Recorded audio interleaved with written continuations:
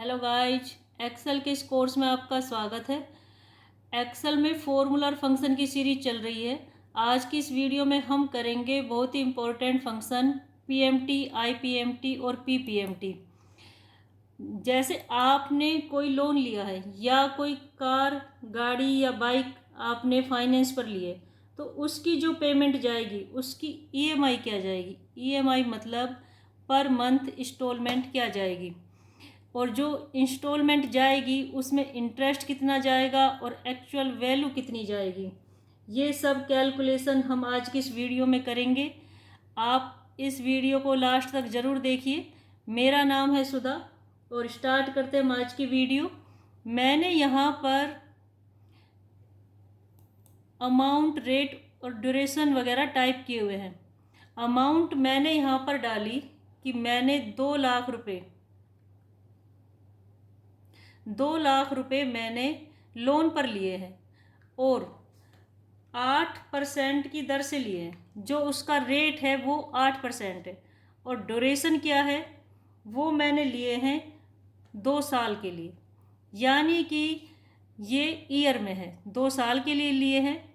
अब हमें कैलकुलेशन करना है कि जो किस्त जाएगी वो पर मंथ जाएगी और वो किस्त क्या जाएगी। उसके लिए हम फंक्शन लगाएंगे यहाँ पर इज इक्वल पीएमटी। पीएमटी का फंक्शन जब मैंने लगाया तो यहाँ पर शो हो रहा है कि पीएमटी के फंक्शन को क्या चाहिए। फर्स्ट इसे चाहिए रेट, उसके बाद एनपीआर, एनपीआर मतलब नंबर ऑफ पीरियड, और फिर उसके बाद चाहिए इसे पीवी, पीवी मतलब प्रिंसिपल वैल्यू। रेट क्या है यहाँ पर, रेट है 8%, लेकिन एक्सेल इसे एनुअल मान के चलता है। जो ये इंटरेस्ट है ये ईयर में है, एनुअल है। तो हमने क्या किया, जो हमारी किस्त जा रही है, ईएमआई जा रही है, वो पर मंथ जा रही है। तो मैंने इंटरेस्ट को डिवाइड किया 12 से, अब ये मंथ में आ गया। और नंबर ऑफ पीरियड, कितने समय के लिए हमने लोन लिया है, हमने लिया है ये 2 साल के लिए, तो इसे भी मंथ में चेंज कर लेते हैं। मैंने इसको मल्टीप्लाई किया 12 से, या फिर जैसे हमें पता है कि 2 साल में 24 मंथ होते हैं, तो हम यहाँ पर 24 भी टाइप कर सकते हैं। और इसके बाद आता है पीवी, पीवी मतलब प्रिंसिपल वैल्यू, ये अमाउंट जो हमने ली है। ब्रैकेट को क्लोज किया, एंटर प्रेस किया, तो यहाँ पर आ रहा है कि जो ईएमआई जाएगी पर मंथ इंस्टॉलमेंट जाएगी वो 9,000 के आसपास जाएगी। यहाँ पर डॉलर में आ रही है, जो अमाउंट आ रही है वो डॉलर में आ रही है। तो हम क्या करते हैं, इसको यहाँ से जनरल कर लेते हैं। मैंने इसको सेलेक्ट किया और यहाँ से इसे हम करेंसी से हटाकर जनरल कर लेते हैं। अब आप देख रहे हो कि यहाँ पर जो अमाउंट है वो नेगेटिव आ रही है, माइनस में आ रही है।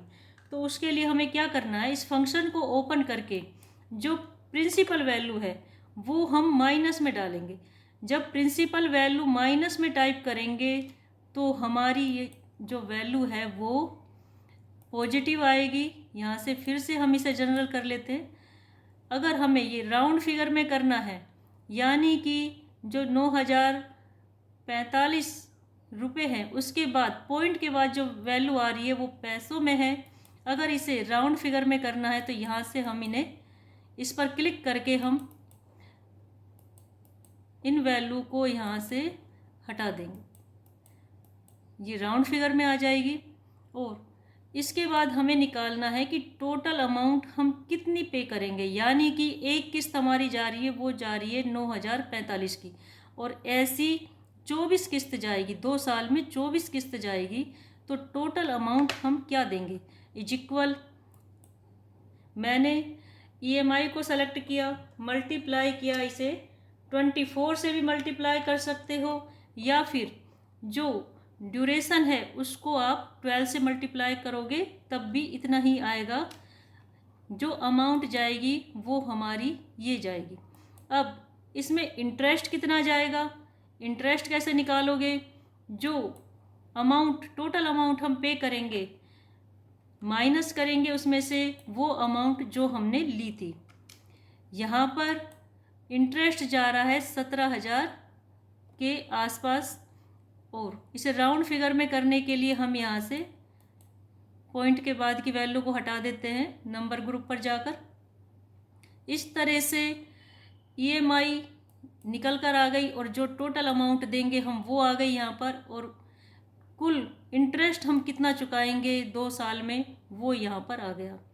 अगर EMI हमारी एनुअल हो, यानी कि हम जो किस्त दे रहे हैं वो वार्षिक दे रहे हैं, तो किस तरह से कैलकुलेशन करेंगे, उसके लिए भी PMT का फंक्शन ही लगेगा।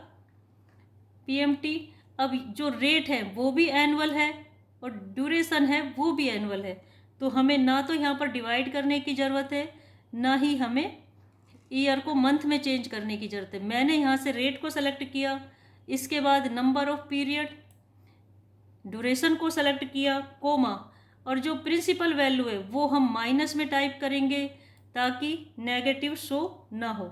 इसके बाद मैंने ब्रैकेट क्लोज किया और एंटर प्रेस किया। यहाँ पर करेंसी में डॉलर का साइन आ रहा है, इसको जनरल कर लेते हैं और पॉइंट के बाद की वैल्यू को हटाकर राउंड फिगर में कर लेते हैं। एक किस्त हमारी जाएगी 1,12,154 रुपये। टोटल अमाउंट हम कितनी पे करेंगे इज इक्वल, इसको मल्टीप्लाई करेंगे, ऐसी 2 किस्त जाएगी तो मल्टीप्लाई किया 2 से, एंटर प्रेस किया। इंटरेस्ट कितना जाएगा इसमें इज इक्वल, टोटल अमाउंट हम इतनी पे कर रहे हैं, इसको माइनस करेंगे जो अमाउंट हमने ली थी उससे, तो यहाँ पर इंटरेस्ट निकल के आ जाएगा और टोटल अमाउंट जो हम देंगे वो भी आ जाएगा। मैंने इन दोनों सेल को सेलेक्ट करके इसको पॉइंट के बाद की वैल्यू को हटा लिया। इस तरह से हम कैलकुलेशन कर सकते हैं। अब हम ये जानना चाहेंगे कि जो किस्त हम दे रहे हैं, जो पर मंथ हमारी किस्त जा रही है, उसमें इंटरेस्ट कितना जा रहा है और एक्चुअल वैल्यू कितनी जा रही है। तो उसके लिए फंक्शन लगता है पर मंथ इंटरेस्ट देखने के लिए फंक्शन लगता है IPMT का, और एक्चुअल वैल्यू देखने के लिए फंक्शन लगता है PPMT का। पहले यहाँ पर जितनी किस्त हमारी जाएगी हम उसको यहाँ पर टाइप कर लेते हैं। जो हमारी किस्त जाएगी वो जाएगी 24, मैंने इसको 24 तक टाइप किया और इसके बाद यहाँ पर हम फंक्शन लगाते हैं। IPMT के लिए हम यहाँ पर फंक्शन लगाते हैं is equal IPMT, bracket open, और IPMT के फंक्शन को यहाँ पर चाहिए रेट वाला सेल मैंने सेलेक्ट किया, इसको डिवाइड करेंगे 12 से, कोमा, और पर मतलब कौन से मंथ का इंटरेस्ट आपको देखना है। मैं यहाँ पर अगर 1 टाइप करूँ तो सिर्फ हम फर्स्ट मंथ का ही इंटरेस्ट देख सकेंगे, लेकिन मुझे इस फंक्शन को आगे ड्रैग भी करना है, तो मैंने जहाँ पर मंथ लिखा हुआ था उस सेल को सेलेक्ट किया, कोमा।